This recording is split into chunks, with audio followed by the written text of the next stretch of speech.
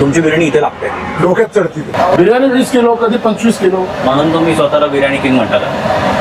नाही, मी नाही म्हणत, लोक म्हणतात. तुम्ही लिहिलंय. हा, लिहिलंय, पण ते लोकांनी सांगितलं का असं लिहा. ते आम्हाला लोकांनी शिकवले का अशी बिर्याणी करा, तर आम्ही शिकत गेले. बर. ते लेवलवर येऊन बसली ते बिर्याणी. हा. ते लोकांना आवडायला लागली. ते आपण काय त्याच्यामध्ये काय चेंजेस नाही केले.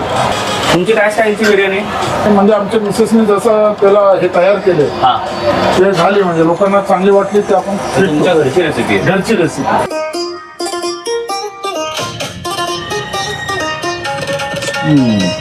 संपूर्ण याला मीठ आणि मसाल्याचा सुंदर फ्लेवर आहे. अरोमा सगळ्याला लागलाय. चिकटलेला नाही एकमेकांना राईस. मसाले घुसलेत प्रत्येक तांदळामध्ये मस्तपैकी. म्हणजे प्रत्येक शीत वेगळं आहे. राईस टेस्टला 10 on 10 आहे. आणि बिरिस्ता जे आहे ना, बिरिस्ताचं जे तुम्हाला येत असेल तर तोंडात येणार नाही आमच्या. मिक्सर मधून काढून टाकता का तुम्ही? हा. मग आपल्या ह्याच्यामध्ये देशी घी आपल्या ह्याच्यामध्ये आहे का आपण नाही. वापरतो? आपण देशी घी वापरत नाही, पण ते हे नाही तेलामध्ये तेलामध्ये म्हणजे रिफाईंड. रिफाईंड.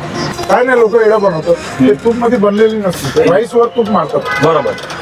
मटनला राईस चिकटला नाही आणि त्याला वर्ण मसाला पण नाही आहे जास्त. एकदम ओरिजिनल क्लीन आहे मटन. Plain mutton. मीठ मसाला आणि टेंडरनेस मी कोरोना तेच म्हणतो. 10 पैकी 10 मार्क आहे. मटन खाल्ल्यासारखं वाटलं. मोठे मोठे पीसेस होते. हा, 60 ग्राम 70 ग्रामचे पीस तुमची बिर्याणी इथे लागते. डोक्यात चढती. हो. लवंग, दालचिनी आणि इलायचीचं काम आहे. दालची घुसते ती बरोबर. हा, बरोबर माइंडला सांगतो काहीतरी खातोय. हा. मीट टू राईस रेशोला 8 out of 10 देतो आपण.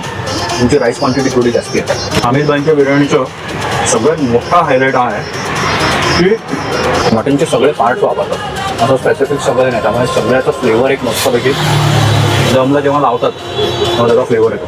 भेटूयात पुढच्या एपिसोडला.